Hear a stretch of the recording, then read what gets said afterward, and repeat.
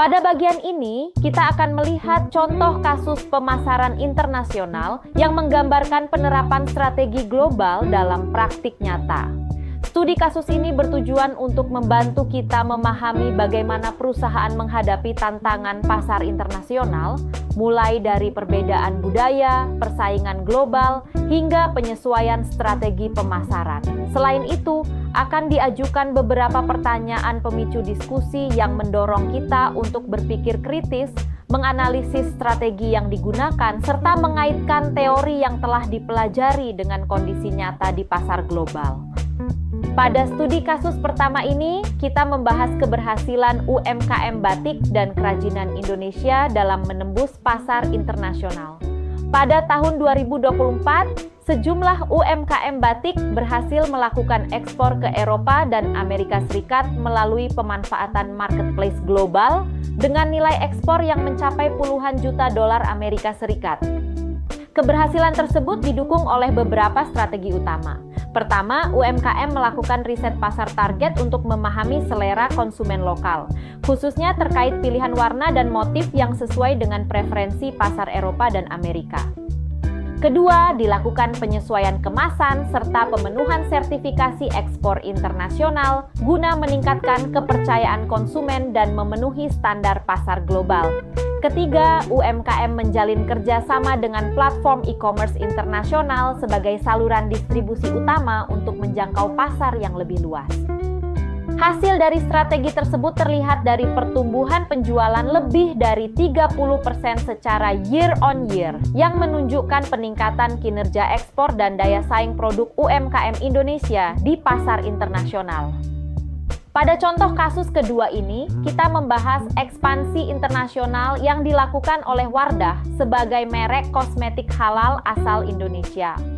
Dalam periode 2019 hingga 2024, Wardah memperluas pasarnya ke Malaysia, Singapura, dan Brunei Darussalam dengan pertumbuhan penjualan luar negeri yang stabil di kisaran 25 hingga 30% per tahun. Strategi utama yang digunakan Wardah adalah positioning sebagai kosmetik halal yang aman, modern, dan relevan dengan kebutuhan konsumen muslim di kawasan Asia Tenggara. Selain itu, Wardah juga menjalin kolaborasi dengan influencer muslim lokal untuk memperkuat kepercayaan konsumen dan menyesuaikan komunikasi merek dengan budaya setempat. Dari sisi distribusi, Wardah memanfaatkan retail modern dan marketplace regional agar produknya mudah diakses oleh konsumen. Hasil dari strategi tersebut, Wardah berhasil masuk dalam 3 besar merek kosmetik halal di Malaysia berdasarkan brand awareness, yang menunjukkan keberhasilan penerapan strategi pemasaran internasional dan branding global yang adaptif. Pada studi kasus ketiga ini, kita membahas keberhasilan Indomie dalam melakukan penetrasi dan ekspansi pasar ke kawasan Afrika. Sejak tahun 1995 hingga 2024, Indomie berhasil menguasai pasar mie instan di Nigeria dan Afrika Barat dengan kapasitas produksi lokal yang mencapai miliaran bungkus per tahun serta jaringan distribusi yang menjangkau lebih dari 80 negara. Keberhasilan Indomie di pasar Afrika didukung oleh beberapa strategi kunci. Strategi pertama adalah adaptasi rasa yang disesuaikan dengan selera konsumen lokal Afrika, sehingga produk lebih mudah diterima dan relevan dengan kebiasaan makan masyarakat setempat.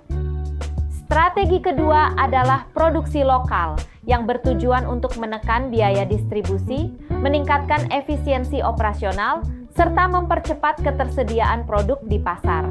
Langkah ini juga membantu Indomie menghadapi tantangan logistik dan regulasi di wilayah Afrika.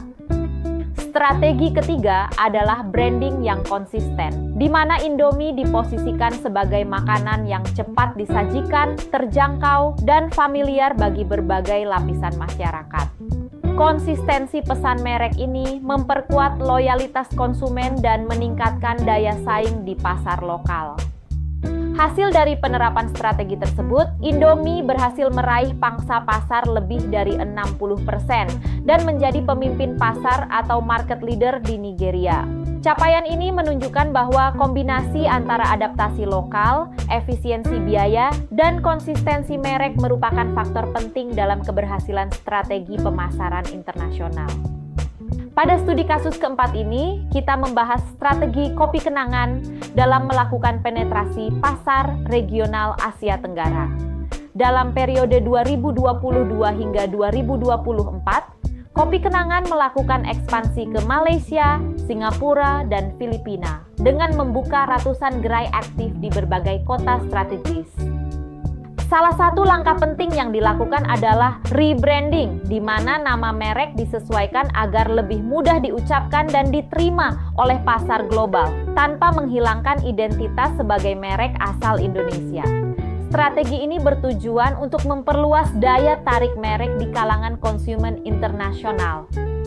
Selain itu, Kopi Kenangan menerapkan lokalisasi menu, termasuk penyesuaian harga agar sesuai dengan daya beli konsumen lokal di masing-masing negara. Langkah ini membantu menjaga keseimbangan antara keterjangkauan harga dan persepsi kualitas produk. Dari sisi promosi, Kopi Kenangan memaksimalkan strategi digital marketing melalui penggunaan aplikasi loyalty dan media sosial untuk membangun keterlibatan pelanggan serta memperkuat hubungan jangka panjang dengan konsumen.